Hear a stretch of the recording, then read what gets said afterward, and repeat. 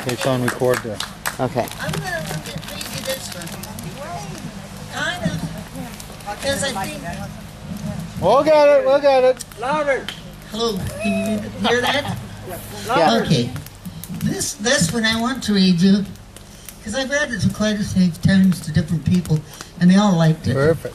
And I'm going to dedicate this That's to neat, eh? Thank you. one of That's my really awesome. brothers, Eddie. He's here tonight. I was happy I got that. So this is my two brothers, Ernie.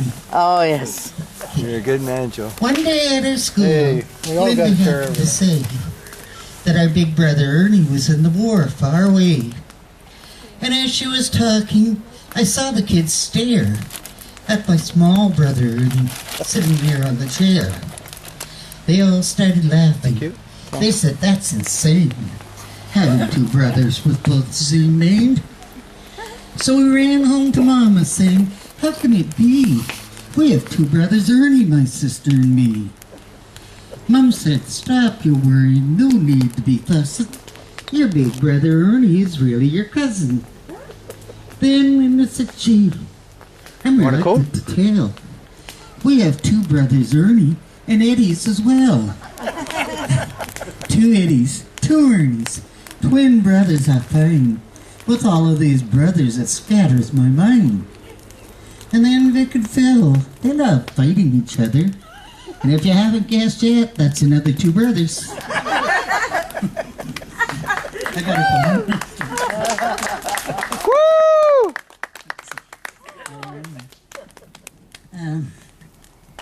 Twins, Lynn Alexandra, and Roosevelt John.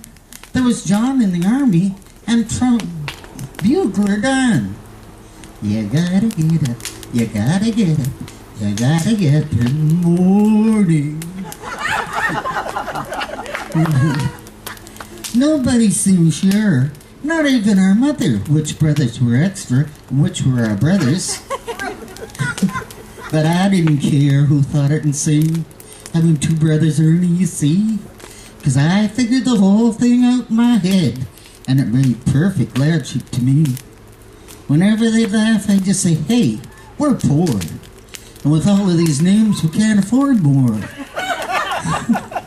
But we were resourceful. Being poor weren't so bad, 'cause we just recycled the names that we had.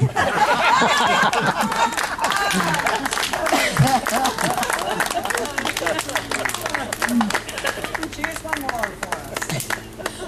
You know what? I'm going to read this one. Read them, Jesus. I'm going to read you this one, and then I'm going to read you a tribute to my father and my grandfather.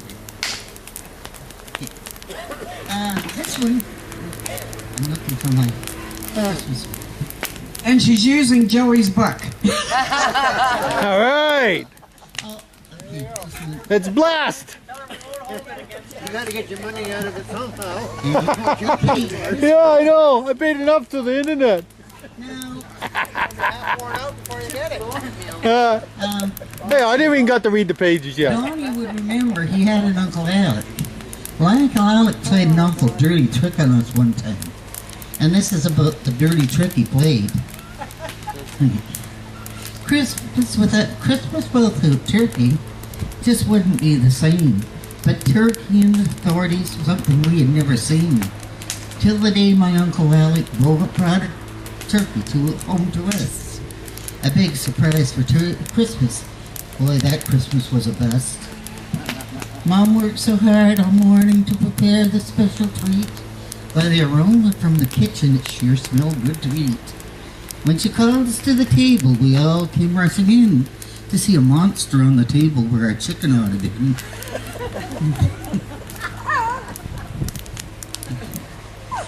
It had two legs, two wings, and other things like chickens have, that's true.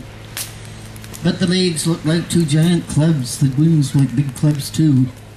The neck looked like a tree stump that was stuck into that thing that was sitting on the table where our chicken ought to been. Where was our chicken dinner? What was this thing all about? When they told us this was dinner, that's when we all pulled about.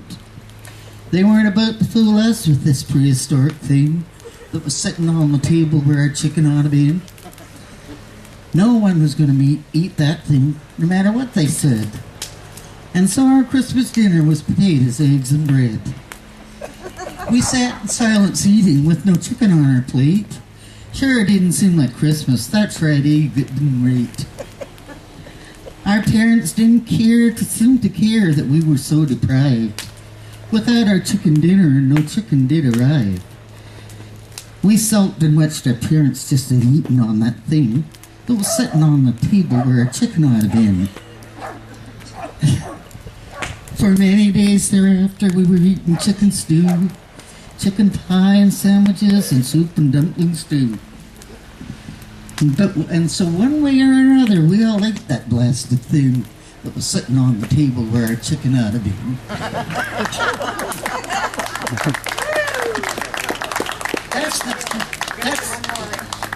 I want to do this one because it's a tribute to my father and my grandfather. And it's about the lake you see. Or no, Pat's seen it coming. Yeah, Run Lake. Yep. Oh, you did? Okay. Okay. It's Reno Lake, the story of Reno Lake. A tribute to my father, Leonard Reno, and our grandfather, August Reno, who made a difference.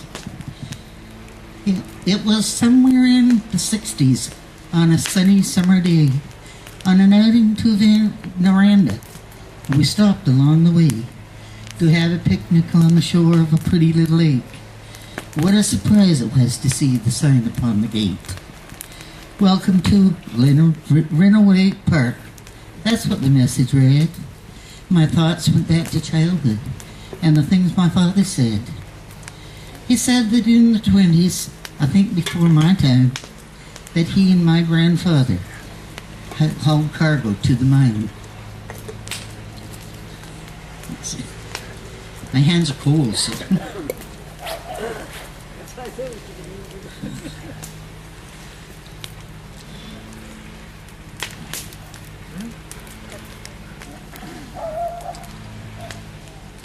Don't make a sound. Your book is stuck. I said don't make it.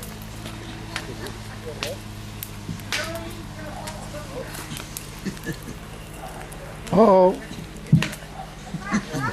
I got glue in my book Yeah, pages. you better ship it back and have them Okay. ship you a new one. Okay. Continue on.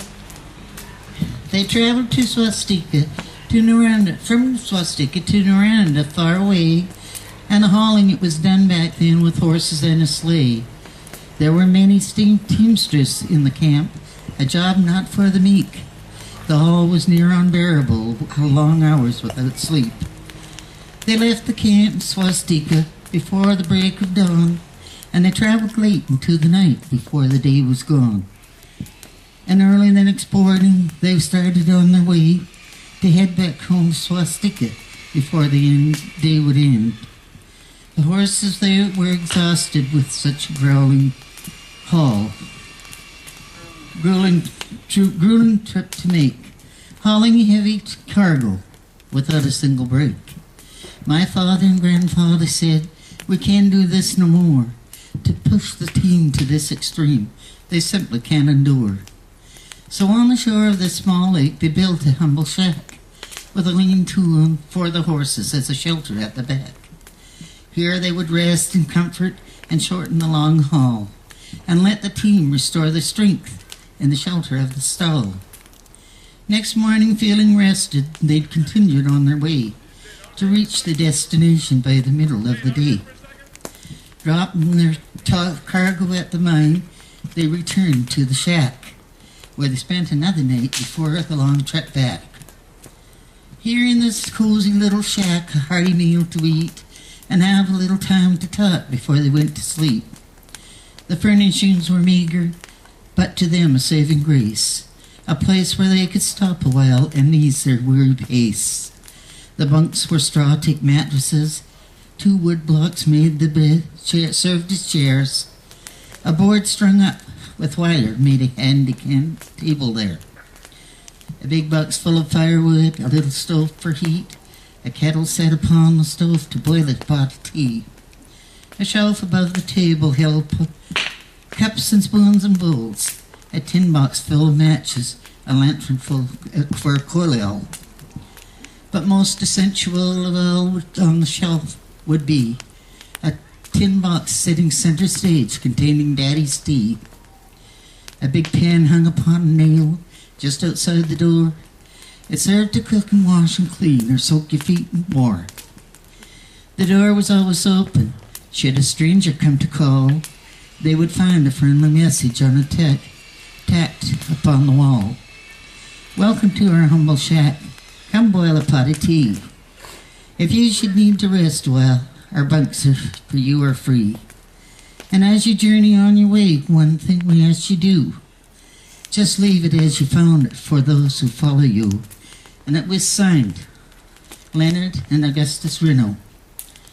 This little shack, it soon became a haven safe and warm, where many weary travels would take refuge from a storm. And so it was the kindness, and the name was so well known, of the men who cared and shared that little shack they owned. As for this little wayside park, there can be no mistake. Its history tells the story, and they call it Reno Lake. Woo! So that's my tribute to my dad and my grandfather. And I hope you enjoy the rest of the book.